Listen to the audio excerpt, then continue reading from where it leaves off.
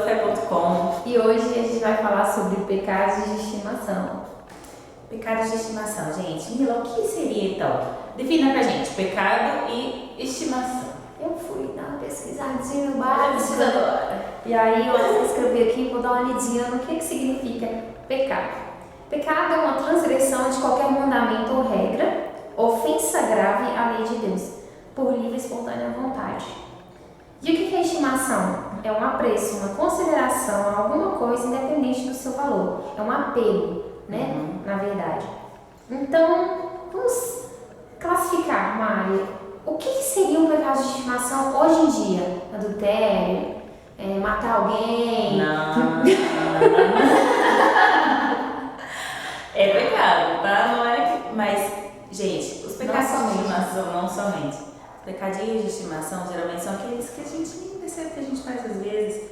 Ou a gente faz, mas a gente sempre... Sabe que faz, mas vira um hábito. Por isso que se transforma em estimação. Todo dia a gente vai lá dar aguinha pra ele, coloca comidinha. A gente vai vendo como se aquilo fosse um pouco normal.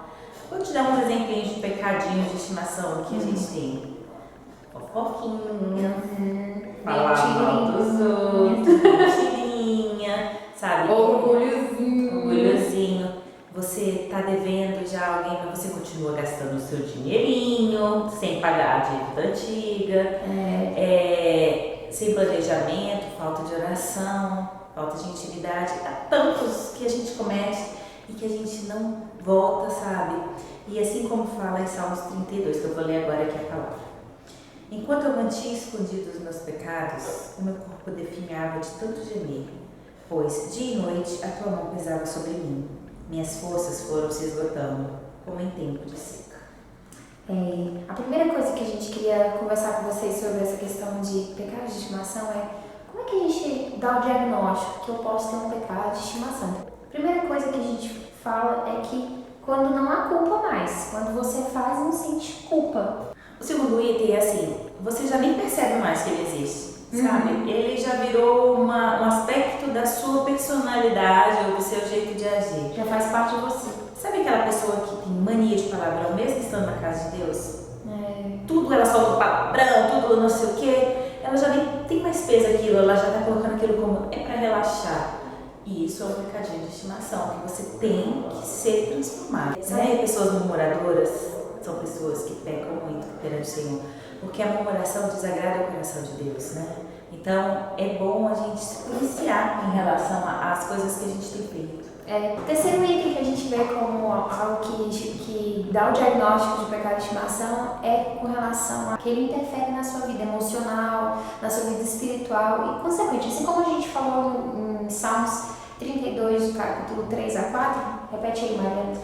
Enquanto eu mantinha escondidos os meus pecados, o meu corpo definhava de tanto gemer, pois dia e noite a tua mão pesava sobre mim, minhas forças foram se esgotando como em tempo de seca. Quer dizer, ele vai perdendo a força, aí isso vai refletindo na vida dele, ele já não consegue, se afasta da igreja. Eu tô pecando, você faz seu ministério, para de orar, entendeu? Eu acho que, gente, o pecado é, como a gente estava falando, ele primeiro se transforma em algo comum, não tem mais peso e te esfria.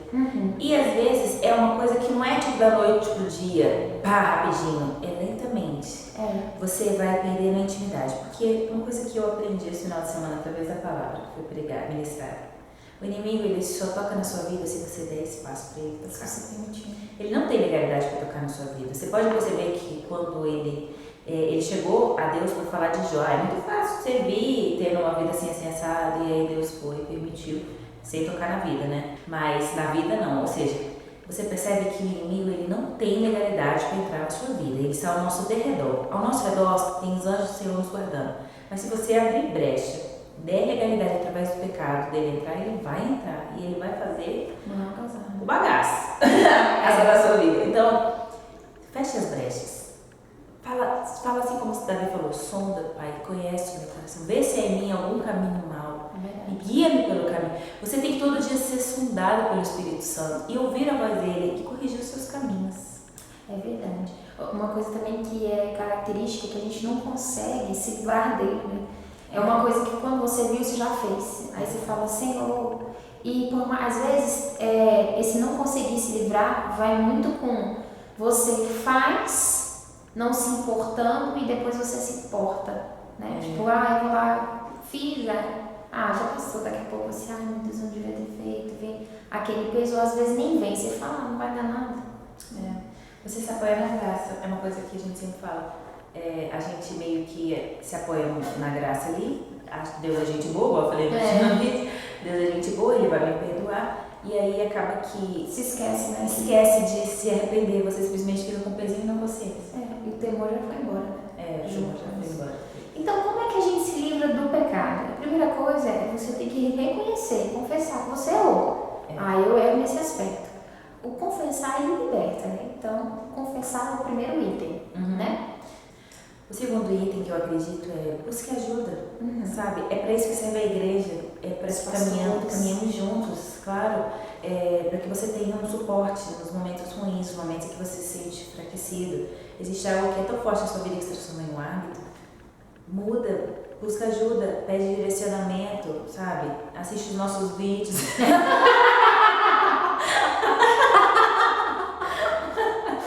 Ai, que propaganda lá.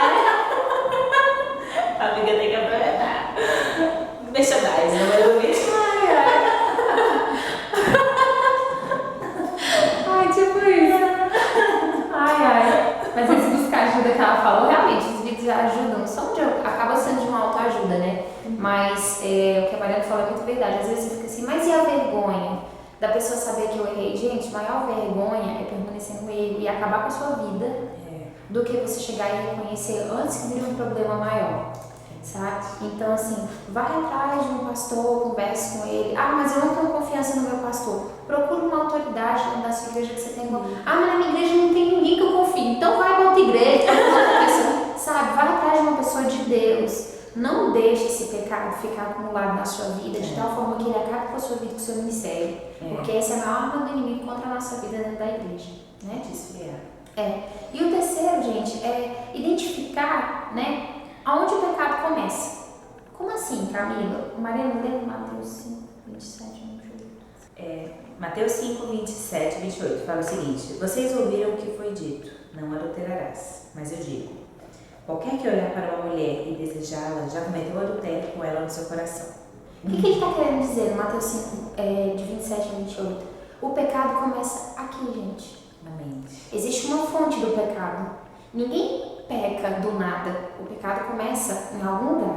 E ele entra por quais portas? Ouvidos, olhos, muitas vezes pela boca, né? Então, entrou na cabeça, manifestou, você já pecou. Então, antes do pecado se realizar, você desejou esse pecado. Então, muito cuidado aonde começa o pecado. É aqui que você precisa trabalhar. Na sua mente. E como a gente trabalha isso? Salmos 32:5. Salmos 32:5 fala o seguinte: então eu conheci diante de ti o meu pecado e não encobri as minhas culpas. Eu disse, confessarei as minhas transgressões ao Senhor e tu perdoaste a culpa do meu pecado. Então, amado, confessa. Vai lá, Senhor, primeiro para Deus, Pai. Eu te confesso que eu errei, que eu pensei isso, aquilo, outro, blá. Depois, se você precisar e precisa de uma pessoa que te ajude a caminhar. E outra coisa, fala uma coisa aqui também, irmão. Tem gente que chega pra você e fala bem assim, Mário, eu tenho pecado de mentira, você, oi, não vou estar orando por você. Aí você vai pra sua casa, ela vai pra dela e a pessoa lá pediu ajuda e você fica em casa. Você que ouviu algum pecado de alguma pessoa, meu irmão, seja responsável por essa vida, ligue pra ela, fala, oi irmão, vou estar orando por você. Você mentiu hoje? Não, calma, vamos se levantar. Não seja aquele que apenas escuta e manda a pessoa pra casa. Você é um instrumento de Deus. Se Deus colocou uma pessoa na sua vida para você, cuide com zelo, tenha paciência, ore por ela, pague o preço, não fofoque, não conte aquilo que ela te contou, seja prudente, porque assim teremos uma igreja saudável. O grande problema é que a igreja está doente, né? Cheia de pessoas que às vezes não sabem ajudar, elas simplesmente querem apontar o dedo. E a gente tem que lembrar que todos nós erramos, estamos destituídos da glória de Deus e através de Jesus conseguimos a salvação. E ela a gente tem que guardar como um bem muito precioso, para que ela não se vá, sabe? E chegue no dia, Jesus fale, passe de mim, Deus, eu não te conheço. É verdade. Então, guarde bem o seu coração. Amém? Bom, gente, curte, se inscreve, Compartilhe. compartilha, comenta, rede social, e-mail, Facebook, estamos pop. Fiquem com Deus, gente. Tchau.